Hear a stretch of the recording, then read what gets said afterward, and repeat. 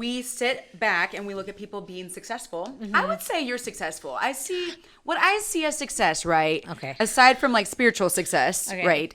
I see things producing an ROI, a return on their investment. Okay. And that's the nerd side of me. So when I see somebody doing their thing and it's producing like fruit, I'm like, okay, I'm watching. That's why I started watching you, actually. I said, she's on here.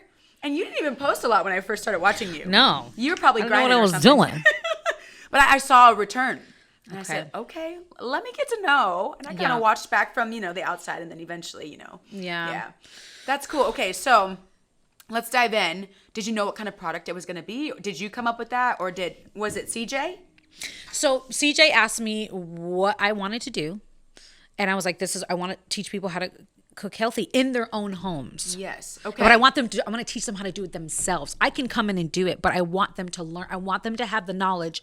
Hey, I'm dealing with migraines and I'm having skin issues. Oh, I need to change my diet and cook these kind of foods. Yeah. I wanted people to have the knowledge to do it themselves. I did it. Beautiful. I loved cooking for people, but I want them to take back their health through recipes in their own home. And stop relying on, not drugs have their place, doctors have their place, but they do. The first thing that they would do go, oh, maybe I should slow down the sugar, or maybe I should, do you know what I'm saying? Yeah. So that was the goal. And then we just started fleshing it out.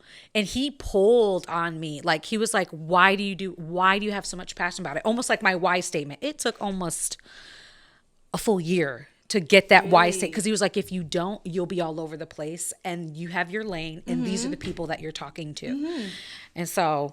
Same with us here at Helps too. It took us actually 2 years. Girl. But I had a team of people. So we started as only a service-based company. Okay. And at first, when I started working, because it wasn't mine from the jump, I worked for someone else, George Temple. I think I always mention him like every podcast. George, So, we right. love Hey, George. you. If you didn't know. Yeah. Thank you, George. We love you, George. Anyways, it was only for ministries. It was service ministries, but unfortunately, the big ministries, they hire people in, and a lot of the small ones can't afford a marketing company. So we kind of were in this weird space. But he gave me the company. I sold it, or he sold it to me for $1. And then I was in the zone of like, how do we make this profitable? Because it was losing money when he gave it to me. But I felt like the Lord said, take it. It was nerve-wracking.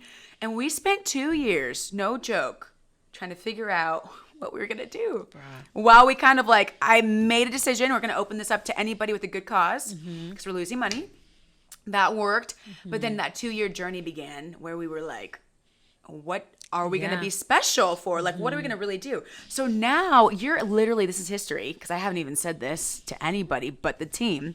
So you're the first one that's going to be in the public announcement. We're taking a shift from being service-based to product-based. Yes. So we're going to have a product line. Okay. So we came out with our book last, I think, September. Yeah. Or maybe it was, September.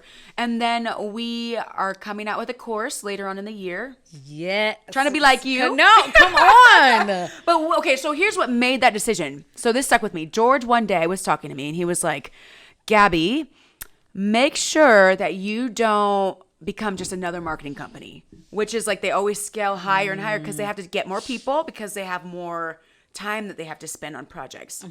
He was like, find one thing, and scale it out.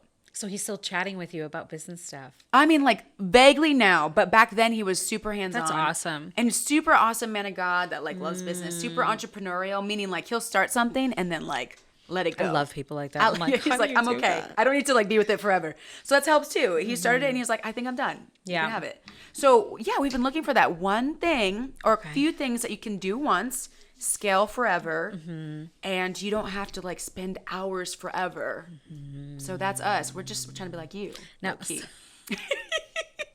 and that was another thing. I really wanted to have my money work for me. Like I wanted to be sleeping at night. I know someone has said this, but I'm like, that's the goal. And making money while you're for sleeping. The money just to be coming in, create products that I'm passionate about and that are helping people and be at home. Obviously you work on them, but I'm not, it's just generating income and I'm going, how do I do that? Yeah. That's the goal. Yeah. Like I've gotten off a couple times and my business partners were like, hey, remember why you started this? If you get pregnant, you can't do that. So go back to the things that are going to make, you know what I'm saying? Right. I'm like, okay, you're right. Because I'll get off. I get off all the time. It's called being a visionary. Yeah. Get off, girl, off the path. Not that I can't do those things, but I'm like, let me focus on the things first that if I do get pregnant, I can't stand for hours and cook for people and be their personal chef. Yeah.